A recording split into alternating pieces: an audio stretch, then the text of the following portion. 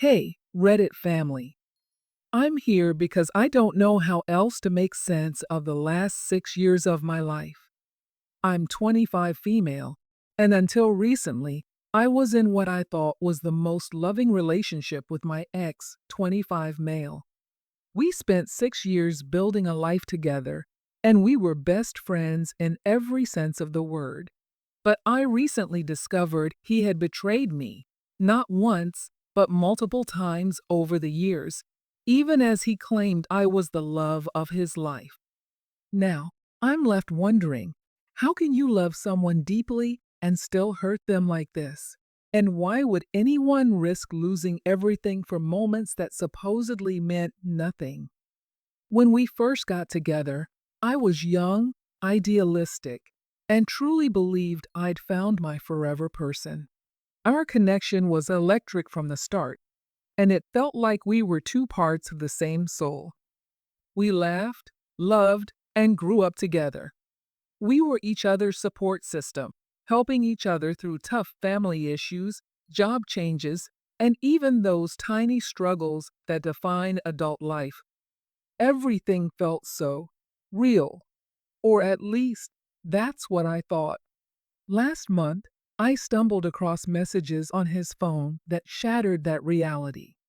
It started as a casual look through photos when I noticed an unfamiliar chat window. In it, there were messages from someone he used to know, someone he'd had a casual fling with when he was younger. They weren't explicitly romantic or anything, but they were flirtatious, and just seeing that made my stomach drop. Naturally, I confronted him. I thought he'd give me an honest answer, but the truth was far more painful than I'd anticipated. He admitted that, at the beginning of our relationship, he had kissed two other girls and even slept with one of them. He said he'd stopped shortly after it started because he felt guilty. That moment alone felt like a slap to my heart. Why even do it in the first place? And why not come clean back then, if he really felt guilty? His reasoning was something along the lines of impulse control, and he'd convinced himself it was all harmless and insignificant, something he could forget about and move past. But that wasn't all. Over the years, he'd hidden little things from me too. He told me he'd watch things online, explicit images, videos just out of habit, and he always hid it. I mean, we were both open minded, and it wasn't like I had a problem with the general concept. But the secrecy, the need to hide it from me, was what hurt. He would tell me it was nothing, just a few seconds of stress relief, and that he'd stop before it even began, just an impulse he never gave much thought to. So why hide it? When I asked him, he was in tears. He said he hadn't told me because he didn't want to taint our relationship with mistakes he claimed didn't matter. But they did matter to me. They were things I thought I could trust him to be open about, things I felt he could have come to me with, knowing how much I loved him and wanted us to be honest. As if that wasn't enough, he recently admitted to catching up with that former fling. They'd been talking on and off for 3 months. He swore to me that they'd only been texting about life and nothing else, just the occasional flirtation to feel good. He told me she was like an escape from the responsibilities and stress he'd been dealing with, someone who didn't know him the way I did, who didn't expect as much from him, who he felt comfortable talking to without judgment. But he knew her from years ago when they'd just been casual, so why even reopen that chapter? It felt selfish. He'd risked everything for small comforts that he didn't even value. And now, after realizing the pain he's caused, he's crying and begging for a second chance, promising therapy, swearing up and down that I'm the only one who really matters to him. He says he can't imagine life without me, and he'd do whatever it takes to make things right. But here's the part I struggle with. If I mean that much to him, Why did he risk it all? Why did he feel he could keep this hidden and still be happy with me? It's hard to believe that impulsivity or habits alone explain this. He's always smoked weed, yes, and says it sometimes affects his decision making. But does that really justify betraying someone you claim to love? Our relationship has always been deeply emotional. We were each other's family, in a way. We moved in together, built a home, made countless memories, and shared countless dreams for the future. And yet, all of that wasn't enough to keep him from breaking my trust. Now, he's seeing a therapist, and he wants to work through his impulse issues, claiming that he'll be different if I give him another chance. But my trust is shattered, and all I can think about is how he chose strangers or meaningless habits over our years together. I keep wondering, Reddit, why do people do this? Why do they say they love you but hurt you in the exact ways that they know would break your heart? I don't know if I can rebuild this. And even if he changes, how will I ever trust him again? I just don't understand why someone would jeopardize everything for moments that are supposedly meaningless. If anyone has any insight, I'd love to hear it. Right now, I'm just trying to make sense of this mess and figure out what to do next. I'm 30 female, and I thought I had a friend who was like family. We grew up together, shared every high and low, and I trusted her with secrets I'd never told anyone else. She knew things about me that no one else did. But last month, I learned she'd been hiding something that shattered everything I thought I knew about her. For 15 years, she was my best friend. We met in high school and were practically inseparable. She was there for me during my rough teenage years, helped me through a terrible breakup, and even moved to the same city when I got my first job out of college. I trusted her with everything. It wasn't just friendship, it was like having a sister, someone I knew I'd have by my side for the rest of my life. But recently, things started feeling off. She would cancel plans at the last minute, act distant, and sometimes disappear for days without saying a word. I chalked it up to her being busy or needing space. Then, last month, one of our mutual friends asked if I was okay with the things my best friend had been saying behind my back. I was completely blindsided. I had no idea what she was talking about, and the more she told me, the sicker I felt. According to this friend, my best friend had been talking about me behind my back for years. She'd been sharing my most personal secrets with people I barely knew, laughing about things I trusted her with, things I thought she'd understand. When I confronted her, she dismissed it, laughing it off as harmless jokes. But those weren't jokes to me. They were moments of vulnerability, memories of pain I'd only shared with her because I believed I could trust her. I don't know what hurt more, the betrayal itself, or the way she brushed it off as if it was nothing. I asked her why she did it, but she just rolled her eyes and told me I was overthinking everything. I felt like I'd been slapped in the face. She was my confidant, my partner in crime, and now she felt like a complete stranger. I can't get past this. I lost not only my best friend, but my sense of trust in others. I'm left questioning every single memory we shared, wondering if any of it was real.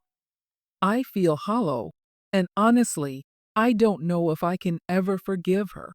How do you move on from a betrayal like this? Is it even possible to trust anyone again? Growing up, my older brother Tom was my hero. He was 2 years older than me, which in childhood felt like a lifetime. He could do things I couldn't, he understood the world in ways I didn't, and most importantly, he protected me. We grew up in a household that wasn't exactly warm, and when things got tough, Tom was the one who shielded me. When our parents argued, he'd take me outside to play or tell me stories to drown out the yelling. We were inseparable. But as we grew older, things began to change. Tom became rebellious, angry, and distant. He started getting into trouble at school, hanging out with a rough crowd, and eventually our bond started to fracture. By the time he was in high school, he was staying out late, ignoring our parents, and rarely talking to me. I felt abandoned, confused, and hurt. The person I looked up to was slipping away, and I didn't know how to stop it. The final break came one night when he stormed out of the house after a heated argument with my father. He didn't come back. For days, I waited for him, hoping he'd walk through the door, but he never did. Eventually, I found out he'd left town, dropping out of school, and was living somewhere out west. And just like that, my brother was gone, leaving me alone in a family that felt colder than ever. Part 2. The letter out of nowhere. Years passed. I grew up, went to college, and started a life of my own, trying to move on from the pain of losing my brother. But it was like a shadow that never quite disappeared. Every time I saw siblings laughing together or sharing inside jokes, I felt the emptiness. I often wondered what had happened to Tom, whether he'd found happiness, but I was too scared to reach out, afraid of rejection or indifference. One evening, as I was sorting through my mail, I found a letter with no return address. I almost threw it away, thinking it was junk, but something made me pause. I opened it, my hands shaking as I read the words inside. "Hey sis, it's Tom. I don't know if you'll want to hear from me, but I'm hoping you'll read this. I know I left, and I know I hurt you. I can't change the past, but I want you to know I'm sorry. I'd like to see you if you're open to it. No pressure, but I miss you. Yours, Tom." The words hit me like a punch. It was as if he'd stepped out of the shadows of my memory and back into my life. I didn't know what to feel: anger, relief, sadness. I thought of all the years he'd missed, the birthdays, the graduations, the family gatherings. Could I really forgive him for leaving me alone? After days of wrestling with my emotions, I decided to respond. I kept it short, telling him I was open to meeting but made no promises about forgiveness. I wasn't ready to let go of the pain so easily. Part 3. The reunion. We arranged to meet at a small diner in the town where we'd grown up. I arrived early, sitting in a booth near the window, my heart pounding. I couldn't believe that after all these years, I was finally going to see him again. I had no idea what to expect, whether he'd look the same, whether he'd even feel like the brother I'd once known. When he walked in, I barely recognized him. He looked older, his face lined with experiences I couldn't even imagine, but his eyes, those were the same. He looked around, and when he saw me, he smiled, a hesitant, almost nervous smile that took me back to the brother I remembered. "Hey," he said softly as he slid into the booth. I nodded, feeling a mix of emotions I couldn't put into words. For a while, we just sat there, each of us too afraid to break the silence. Finally, he spoke, his voice shaky. "I owe you an explanation, Lily. I know I hurt you, and I've been living with that guilt for years. I left because I felt like I was drowning. Our family. It was too much. I didn't know how to handle it, so I ran, and in running, I left you behind. I'm sorry." Hearing him say those words was both a relief and a new pain. I'd spent so long building up my anger, using it to protect myself, that letting it go felt terrifying. I took a deep breath, trying to keep my voice steady. "You left me, Tom. You were the only person I had, and you just disappeared." He nodded, his eyes filled with regret. "I know, and I'll never forgive myself for that. I thought about coming back so many times, but I was afraid. Afraid that you'd hate me, that there was no way to make up for what I'd done." For the first time, I saw the pain he was carrying. It wasn't just my pain that was his too. We'd both been hurting all these years, both carrying the weight of our broken family in different ways. Part 4. The journey of healing. After that first meeting, we began to rebuild our relationship slowly. At first, it was awkward calls that ended with long silences, visits that felt like walking on eggshells. But as time went on, the walls between us started to come down. He told me about his life after he left, the mistakes he'd made, the things he'd learned. I told him about my struggles, the loneliness I'd felt without him, the way I'd always looked for him in crowds, hoping I'd somehow find him again. One evening, after a few too many glasses of wine, I finally asked him the question I'd been holding back. "Why didn't you take me with you?" His face fell, and he looked away, a deep sadness in his eyes. "I wanted to, Lily, but I was just a kid. I didn't know how to take care of myself, let alone you. I thought leaving was the only way to survive, and I told myself you'd be better off without me." We both cried that night, letting go of years of pain and resentment. For the first time, I felt like I truly understood him, like I could see the scared teenager he'd been. The brother who'd done the best he could in a situation he couldn't control. Part 5. Moving forward. In the months that followed, we grew closer than we'd ever been. Tom became a part of my life again, not just as a memory, but as a real person, a brother I could rely on. He started coming to family gatherings, slowly mending the fractured relationships with our parents, and we even took a trip together, revisiting the places we'd gone to as kids. Rebuilding our bond wasn't easy. There were days when old wounds would reopen, when the anger would resurface. But each time, we worked through it together, determined not to let the past define us. Slowly, forgiveness became a part of our relationship, not just forgiveness for him, but for myself too, for the anger I'd carried, for the years I'd spent hating him. Part 6. Finding peace. Now, years later, I can finally say that I have my brother back. We've both changed, both grown, but at our core, we're still the same siblings who played together, who shared secrets, who leaned on each other. The journey wasn't easy, but it was worth it. We've learned that family is complicated, that love can hurt, but that forgiveness can heal even the deepest wounds. Looking back, I realize that losing him was one of the hardest things I've ever faced, but finding him again has been one of the greatest gifts. We may never get back the years we lost, but we have today, and for that, I'm grateful. I know I'm probably the bad guy in this story, but I need to get this off my chest. I'm 29 male, and I was with the most amazing woman, 27 female, for 5 years. She was everything I ever wanted, kind, supportive, beautiful, and we had the type of connection that I thought was unbreakable. But I threw it all away because of my own selfish choices, and now I'm living with the consequences. It started off innocently. She and I were going through a rough patch, work was stressful, we'd been arguing more than usual, and I felt like we were drifting apart. During one of those nights out with friends, I reconnected with an old friend, someone I'd known for years. One thing led to another, and I made the worst decision of my life. I cheated. It was one night, and I told myself I'd never do it again, that it was a mistake I'd keep to myself. But the guilt ate away at me. Every time I looked at her, I felt like a monster. Eventually, I confessed. She was devastated, and watching her heart break because of my actions was unbearable. She told me she needed time to think, and I tried to respect that, hoping she'd find a way to forgive me. But deep down, I knew I'd destroyed something precious, something irreplaceable. She ended things a few months later. She said she couldn't trust me anymore, and that every time she looked at me, all she saw was betrayal. I don't blame her. I just wish I'd been the man she thought I was. Now I'm left with nothing but regret, knowing I lost the best thing that ever happened to me. I was 31 years old when I received the letter. My mother, whom I hadn't spoken to in 15 years, was reaching out to me. I stared at the envelope for what felt like hours, tracing my fingers over her handwriting, feeling a surge of emotions I hadn't confronted in years. The last time we spoke, I was 16, a rebellious teen filled with resentment, and she was a mother on the brink, struggling with her own demons. The argument was bitter, full of words we could never take back, and we'd simply stopped speaking. Now, here was this letter, and I had no idea what to do. My hands shook as I opened it, feeling like a child again, vulnerable and angry. Inside, her words were shaky, fragile, a plea hidden between formalities. Dear Sarah, I don't know if you will ever read this, but if you are, I want to apologize for the years that have passed. I've missed you more than words can say. I know I made mistakes, many of them.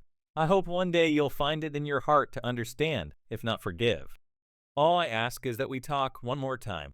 Love, Mom. I folded the letter back, a whirlwind of memories swirling in my mind. The fights, the yelling, the slamming doors. But then there were the quieter memories, 2 moments I hadn't thought about in years. Her laugh, her cooking, her songs as she danced around the kitchen. Could I really let those memories back in after everything?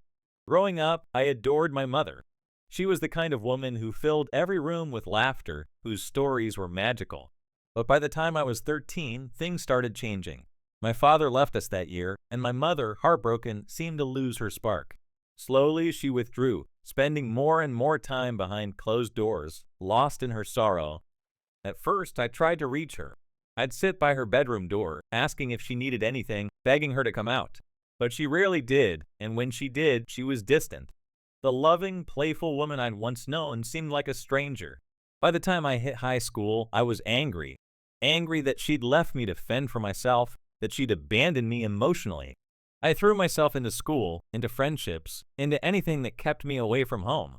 And every time I did see her, we argued. She'd ask me where I was going, who I was with, and I'd lash out, telling her it was none of her business. It all came to a head one night. I came home late, and she was waiting for me. She looked tired, worn, and sadder than I'd ever seen her. She told me she was worried, that she wanted to help, and I just exploded. I told her she didn't have the right to worry about me, that she'd given up that right when she'd shut herself away. The look on her face that night is something I'll never forget. She was silent, and then, without a word, she turned and left the room. We didn't speak after that. Not when I graduated, not when I moved out, not when I got my first job. We became strangers, and as the years went on, it got easier to pretend she didn't exist. After receiving the letter, I couldn't sleep. I tossed and turned, her words echoing in my mind. I'd built a life that didn't include her, had pushed her out of my heart, or so I thought. But now everything was coming back, all the emotions I'd buried. Finally, after days of agonizing, I decided to meet her. I knew I'd regret it if I didn't at least hear what she had to say. So I picked up the phone, dialed her number, a number I still knew by heart, and waited. When she answered, I barely recognized her voice. It was softer, hesitant. I told her I'd received her letter, and after a pause, she whispered, "Thank you." We arranged to meet at a small cafe in the town where I'd grown up. The day of our meeting, my stomach was in knots. I sat at a table by the window, watching every car that pulled up, wondering if I'd recognize her. When she finally walked in, I barely recognized her. She looked smaller, more fragile. Her once vibrant hair was streaked with gray, and she looked as nervous as I felt. When our eyes met, she smiled, a tentative, uncertain smile. "Hi, Sarah," she said, her voice barely a whisper. I managed a nod, my heart pounding. We sat in silence for a few minutes, neither of us knowing where to begin. Finally, she spoke, her voice trembling. "I know I hurt you, Sarah. I know I failed as a mother. I wish I could go back and do things differently, but all I can do now is tell you how sorry I am." Hearing her apologize was like a punch to the gut.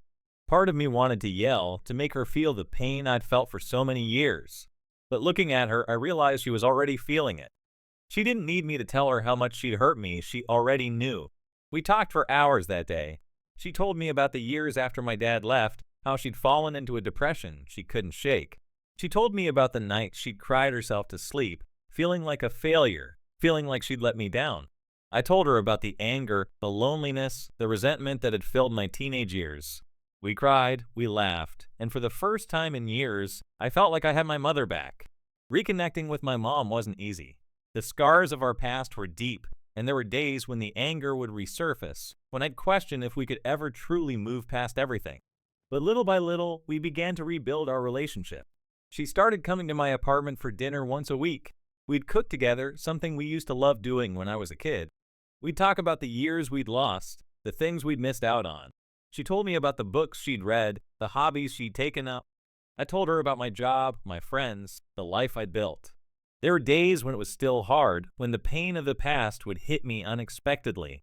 But each time we'd talk about it, working through the pain together.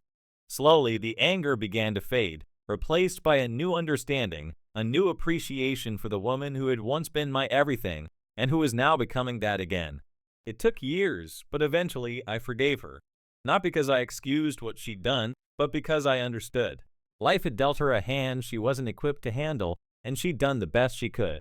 Letting go of the anger, the resentment, was like lifting a weight I hadn't realized I'd been carrying. Looking back now, I can see how much my mother has changed, and how much I've changed too. The little girl who felt abandoned, the teenager who felt betrayed, the woman who had built a life without her mother, all of them are still a part of me. But they no longer define me. Now I'm proud to say that my mom is my friend, my confidant, the person I go to when life gets tough. She's the person I laugh with, the person who knows me better than anyone. And I'm grateful every day for that letter, for the courage it took for her to reach out. In some ways, I think we both saved each other. She gave me back my mother, and I gave her back her daughter.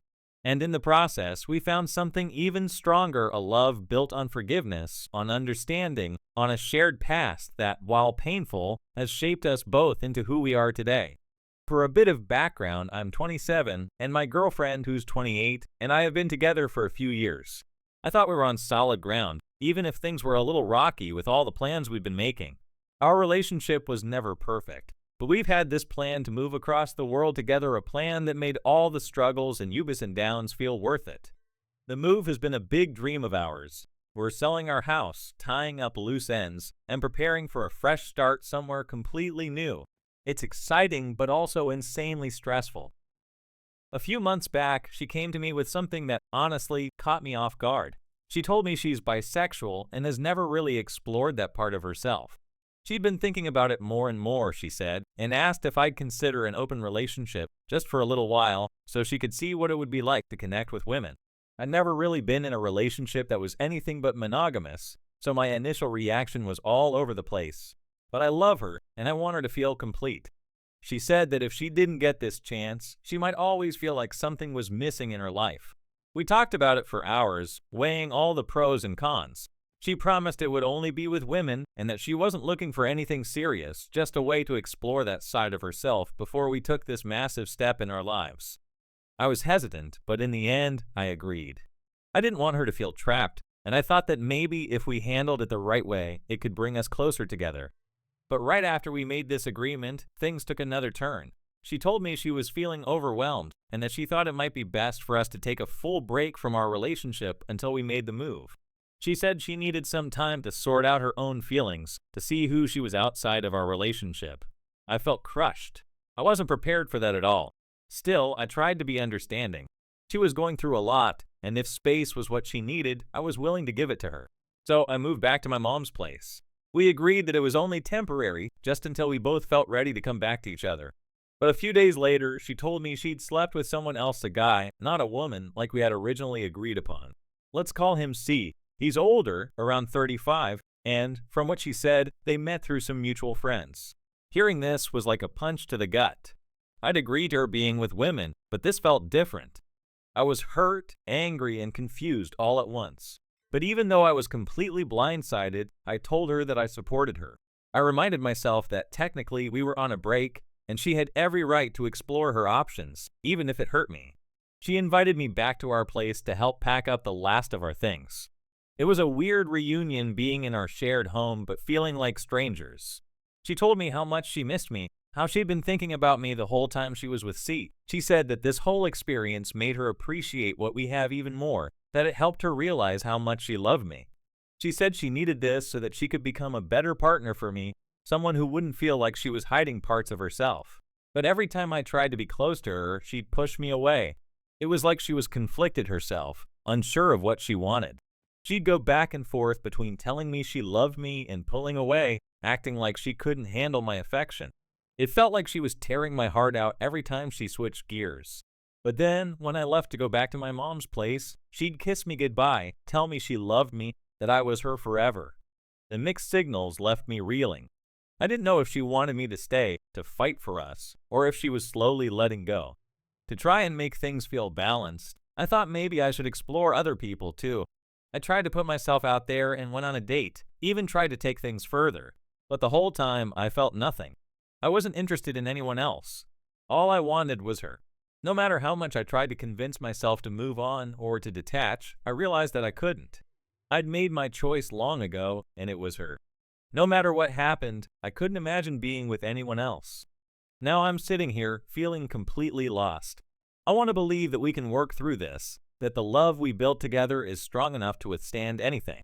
But every time I think about her with C, I feel like I'm suffocating.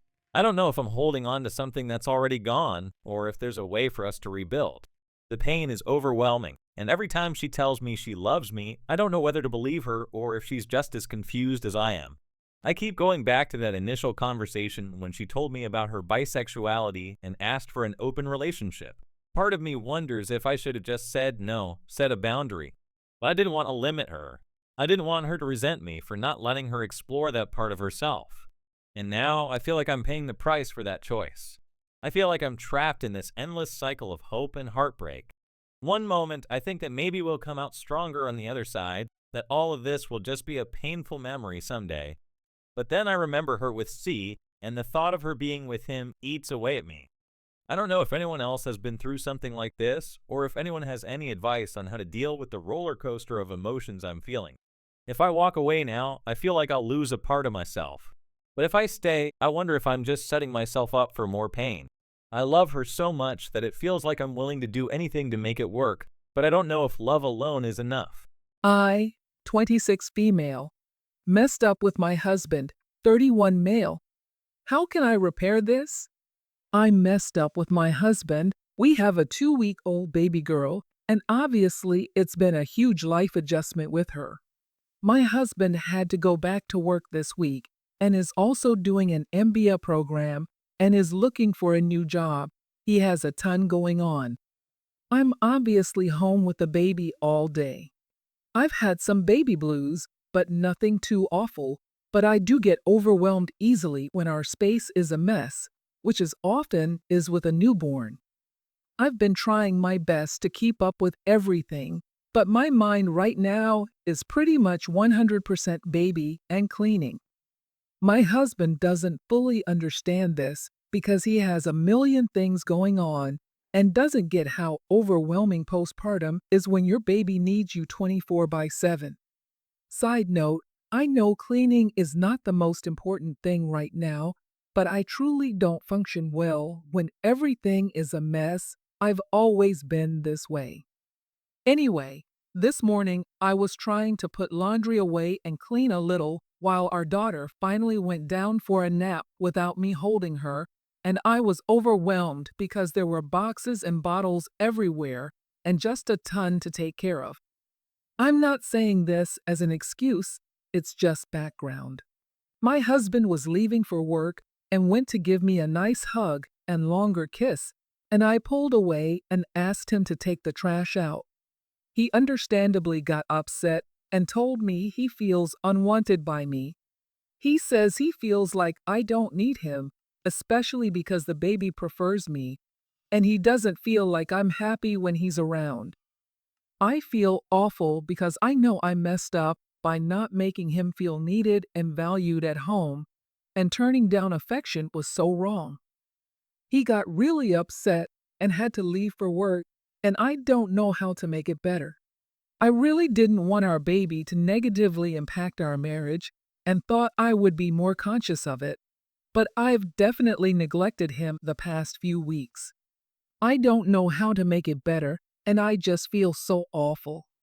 I'm afraid he's not going to be able to get over it, and I honestly don't know what to do to make it better. Any advice here? Edit. I did not expect this to get so many comments or for people to be so against my husband, lol.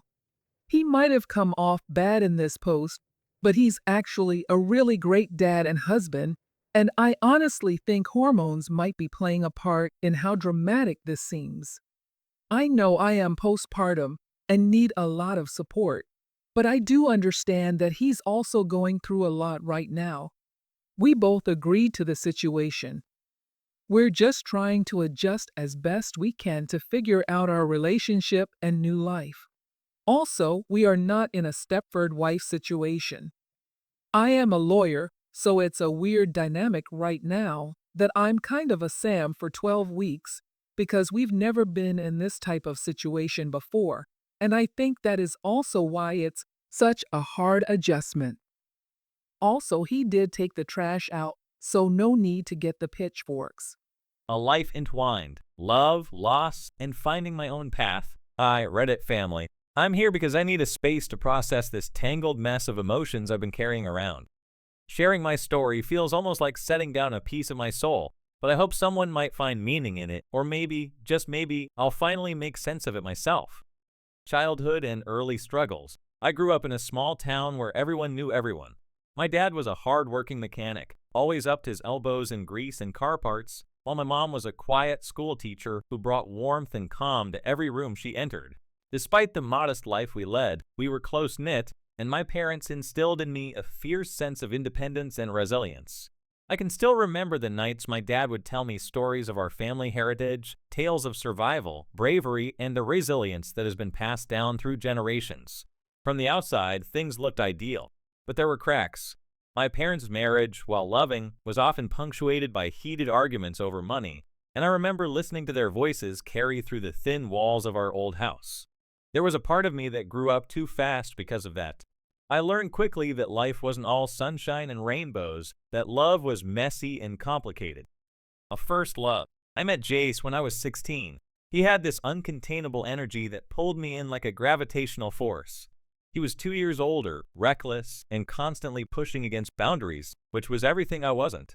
With him, I felt seen in a way that I hadn't before, like I was the only person in the world that mattered.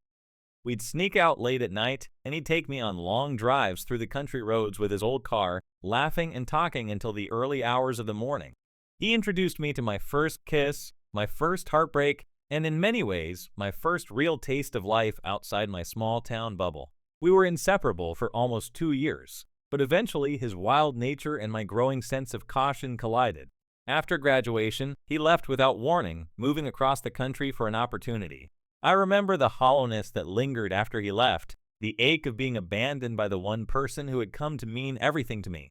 In time, though, I started to understand that his leaving was the only way I would ever grow and evolve on my own. Young adulthood and career struggles. After high school, I moved to the city to pursue a degree in social work.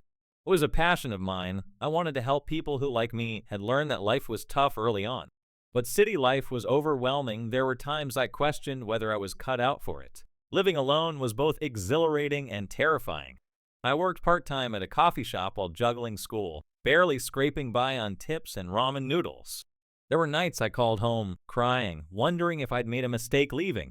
Despite the challenges, I eventually graduated, and after a few rocky months of job hunting, I landed a position at a nonprofit organization dedicated to helping at-risk youth. I loved the work, but the emotional toll it took was more than I had anticipated. Every day I listened to stories of hardship, and while I wanted to help, I often felt like I was carrying the weight of the world on my shoulders.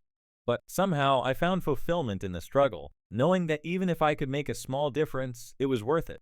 Meeting Alex. A new chapter. It was during this time that I met Alex. We met at a mutual friend's wedding where he spilled red wine on my dress and then proceeded to spill his life story.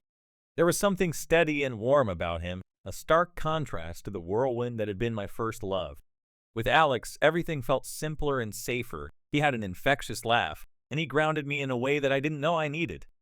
Our relationship grew over time, from late-night conversations to weekend trips, until one winter evening he proposed during a quiet walk through a snow-covered park. My heart swelled with love and excitement, and I knew in that moment I had found someone who would stand by my side no matter what. Marriage brought its own set of challenges. Alex was a practical thinker, always focused on his career and finance, while I was more of a dreamer. Our differences balanced each other out, but they also led to conflict.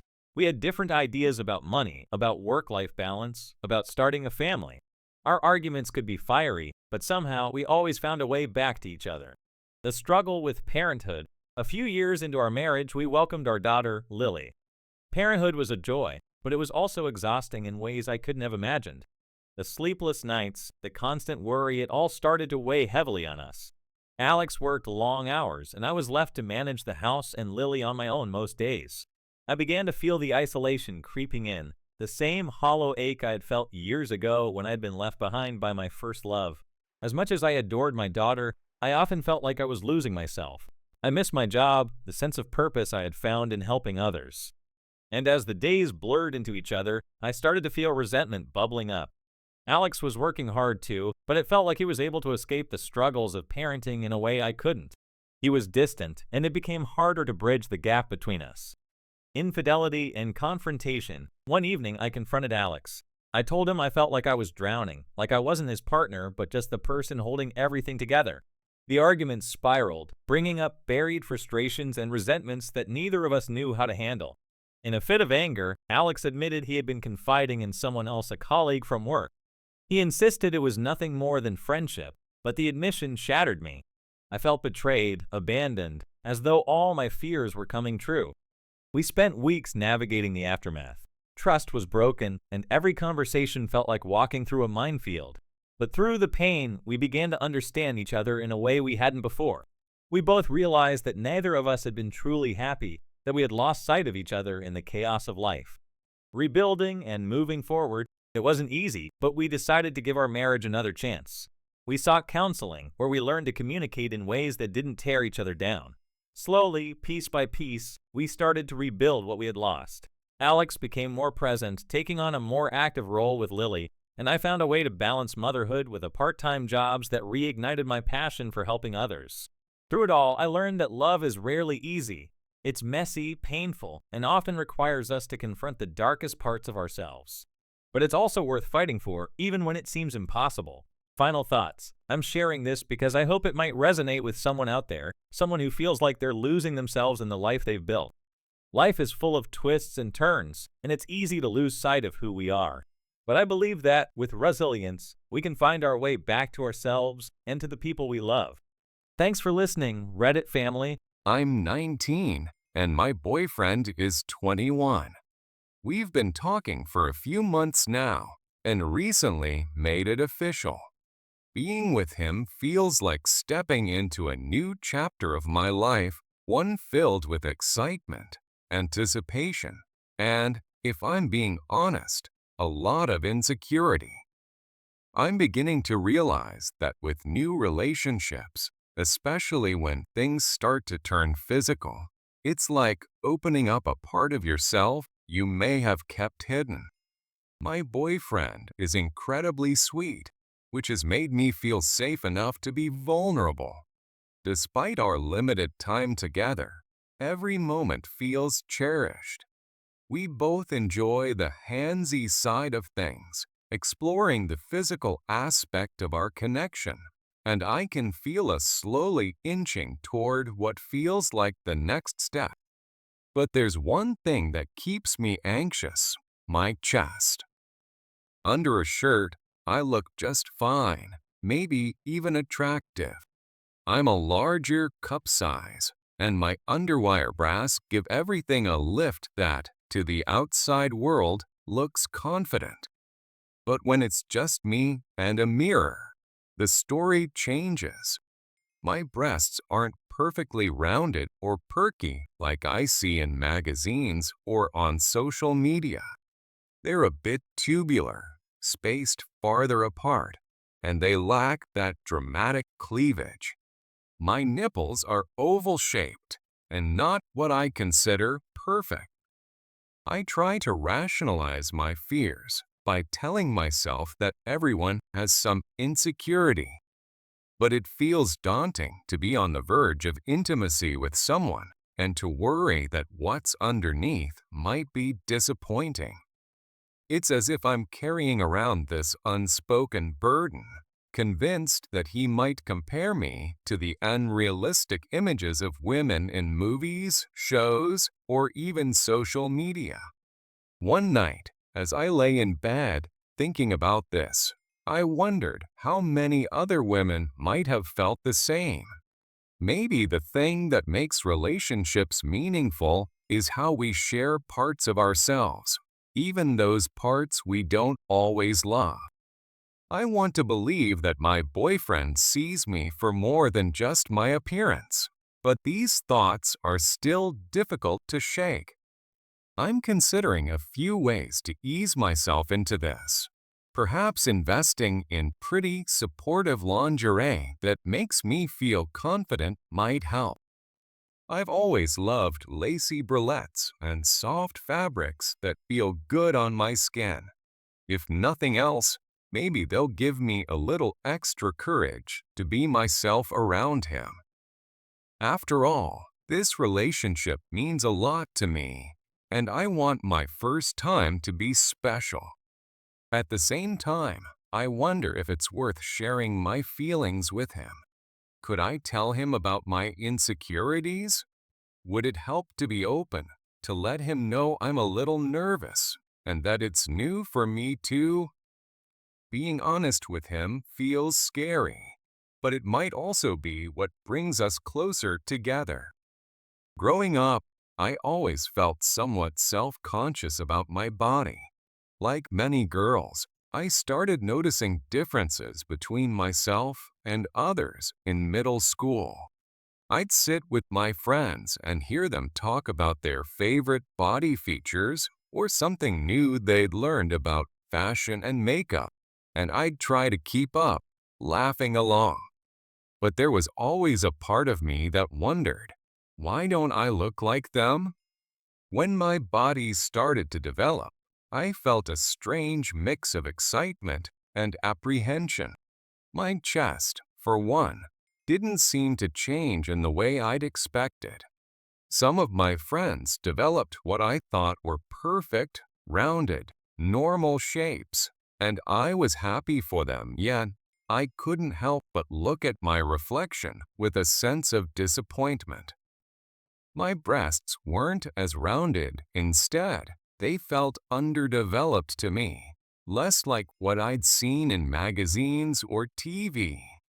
Over time, I tried to push these thoughts aside, focusing on other aspects of myself. I was academically driven, got involved in sports, and found confidence in places that had nothing to do with my appearance. But deep down, the insecurity lingered. It wasn't just about my appearance, it was about a feeling that I wasn't enough, like there was a flaw that others might notice if I didn't try to hide it. Fast forward to today. Meeting my boyfriend felt like a fresh start. He is attentive, caring, and unlike anyone I've ever been with before. From our very first date, I felt seen and valued. He made me feel special, which slowly helped to loosen the grip of some of my old insecurities. I can tell he finds me attractive, and for the first time, I feel like someone sees me as beautiful. This feeling is thrilling and terrifying at the same time. With him, I feel free to be myself, but I worry that if he sees all of me, he might notice the imperfections I see every day. When we're together, he's so gentle and respectful. Recently, we've been getting more comfortable exploring our physical side. It's thrilling, but with every step, I feel this tug of war inside of me.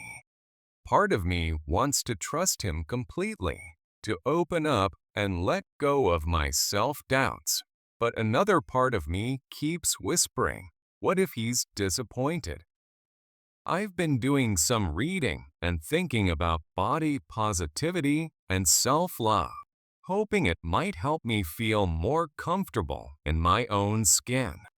I found a lot of wisdom and stories from other women who've shared their journeys with body acceptance. These stories remind me that beauty doesn't have to fit into one narrow definition. Real beauty is diverse, and confidence often shines brighter than physical features. To build up my courage, I've decided to invest in a few lingerie pieces that make me feel confident. I love the idea of pretty lace bralettes and soft, supportive fabrics. I think about how it would feel to wear them around him, something that represents my personality, my style, my own sense of beauty. It's a small thing, but maybe it's a step toward feeling comfortable in my own skin around him.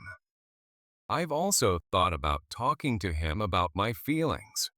Part of me is still hesitant, worried that revealing my insecurities will make things awkward or even diminish the romantic connection we share.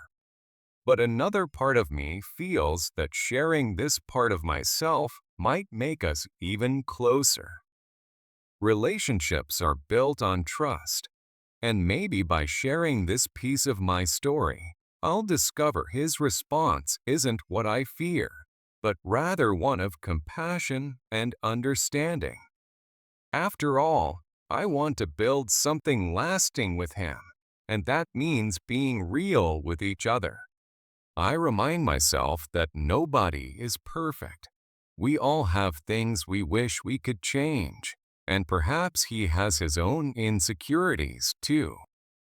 I wonder if, just maybe, by opening up, I'll give us both permission to be our authentic selves. As we spend more time together, I'm slowly learning that intimacy is more than just physical attraction. It's about connecting on a level that transcends appearances. My goal now is to see myself the way he sees me, to learn to embrace my body and trust that he loves me for who I am.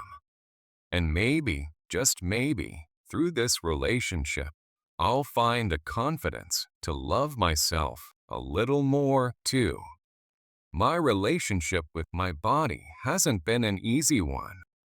I remember being a teenager, looking at myself in the mirror with a mix of hope and disappointment, trying to understand why I looked so different from what I thought I was supposed to look like.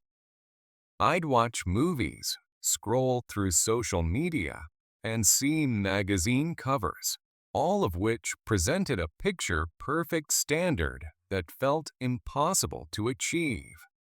I'd try to convince myself that beauty isn't everything, that intelligence, kindness, and humor matter more. And I know they do, but that doesn't mean I haven't felt the sting of feeling less than.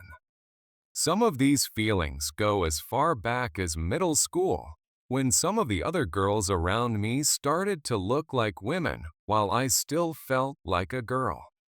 They'd talk about brass, shopping, makeup, and fashion, things I was still too shy to talk about. It was a strange experience. I didn't know if I wanted to catch up to them or hide behind my shyness and let myself fade into the background. I wasn't teased or bullied, but I felt like a bystander to my own growth, an outsider to the body I was supposed to be growing into. My mother would often tell me, "You're beautiful in your own way," or "Everyone develops at their own pace." But these words felt hollow at the time. They were comforting in the moment, but I'd see how I measured up to the girls around me and feel as if I'd missed out on a confidence gene everyone else had received. I didn't realize then that nearly everyone has insecurities. So many girls I thought were perfect were struggling in their own ways. But at the time, it felt like I was the only one who felt this way, like I had a secret I had to keep. With time, I grew up, and though I found a little more confidence, the feeling of being an outsider to beauty lingered. It's something that's difficult to explain to friends or family. They tell me I'm overthinking it, that everyone has different features and flaws. But I can't seem to shake the feeling that my body is somehow less than. That brings me back to now, in this fresh relationship with someone who seems so genuine, so sweet, and so excited about our future together. My boyfriend doesn't know all the stories behind my insecurities, but he's always attentive, offering a reassuring presence when I get quiet or look away. He often says things that make me feel as though he sees beauty in me that I don't yet see. I remember once, while we were watching a movie, I shifted in my seat and he reached over and took my hand. He told me, "You have such a gentle beauty." And for a moment, I believed him. But then, of course, the worries return, and I wonder if he'll feel differently once he sees everything. Recently, we've been exploring our physical side together more openly, and it's both thrilling and nerve-wracking. I can feel his eagerness, his excitement to be closer, and his affection. And I want to be closer too. But every time we get to that moment, a little voice in my head reminds me of my worries. I think about my chest, how different it looks when it's not perfectly supported by a bra, how real it looks, and I can't help but think, what if he's disappointed? In my attempts to prepare myself for that level of intimacy, I've been researching ways to embrace my body. I've found a lot of online communities dedicated to body positivity, self-acceptance, and stories from people who've been through similar experiences. Reading these stories has helped me see my body from different perspectives. Many women talk about the freedom they feel after embracing their perceived flaws and letting go of societal standards of perfection. It sounds liberating, but I still have a long way to go. In an effort to gain more confidence, I decided to treat myself to a few lingerie pieces that make me feel good. Something about wearing a delicate, well-made bralette gives me a small boost of self-assurance.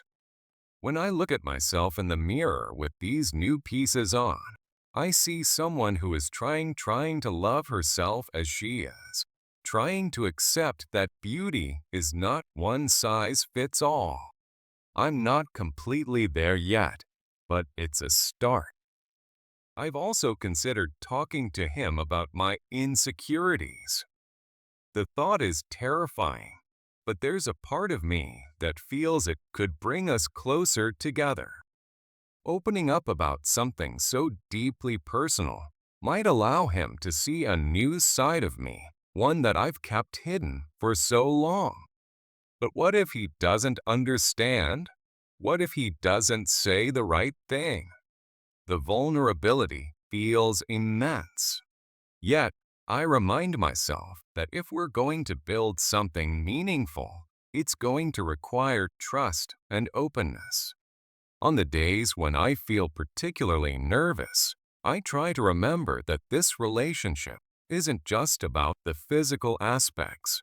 He's shown me that he cares about who I am, not just how I look. He's the kind of person who listens intently when I talk about my day, who remembers the little things I say, who makes an effort to understand my interests and dreams. These qualities tell me that he values me as a person, not as a collection of features. In those quiet moments when I let myself believe in his kindness, I start to feel hopeful. Maybe he will see me for more than the sum of my insecurities. Maybe he won't notice the things I've spent years agonizing over. Or, if he does, maybe he'll love me all the same. There's still so much I need to learn about self-love and acceptance. But for now, I'm holding on to the hope that my journey, with all its ups and downs, will lead me to a place of peace. And maybe, just maybe, this relationship will be the start of not only loving someone else deeply, but finally learning to love myself as well. I was always the shy, quiet kid. I had a few close friends, kept to myself mostly, and avoided the spotlight as much as possible. I don't think anyone knew just how much I struggled with my self esteem back then, even my family. There were countless sleepovers, beach trips, and class gatherings where I'd feel out of place, covering up more than necessary, or choosing clothes that didn't show too much skin. Looking back, I realize I spent a lot of my life hiding not just my body, but parts of myself too. In high school, when other girls were starting to go out on dates or talk about their crushes, I would just smile and laugh along, pretending I wasn't feeling left out. I'd tell myself it was because I wasn't ready, that I was too focused on my studies to be interested in relationships. But deep down, I knew the truth. I didn't think I was enough. I'd see other girls who looked confident, who seemed to have everything together, and wonder why I couldn't feel that way. My friends would talk about their crushes or their latest dates, and I'd sit there, smiling, wishing I could feel as carefree about my own appearance. My body was a huge source of my insecurity. I remember one summer when I finally went swimsuit shopping with a friend. I was excited, but also dreading it, wondering if I'd be able to find anything I felt comfortable in. In the changing room, I looked at myself in the mirror and felt an overwhelming rush of shame. My chest, which I'd always hoped would eventually fill out, still didn't look the way I'd imagined. My friend, on the other hand, was ecstatic, looking great in everything she tried on. I remember lying to her, telling her I just didn't like any of the swimsuits, but the truth was I didn't like the way I looked. I left the store that day feeling defeated and even more determined to hide my body from the world. As I got older, I thought those feelings would fade. I figured by the time I got to college, I'd somehow grow out of my insecurities, that I'd magically start feeling good about myself. But the reality was that the insecurities lingered. College brought its own set of challenges, and I found myself sinking deeper into the habit of comparing myself to others. I'd look at girls who walked around confidently, who dressed in cute clothes without a second thought, and wonder how they did it. I wanted to feel that free, that self assured, but no matter how hard I tried, the insecurity held on. And then I met him.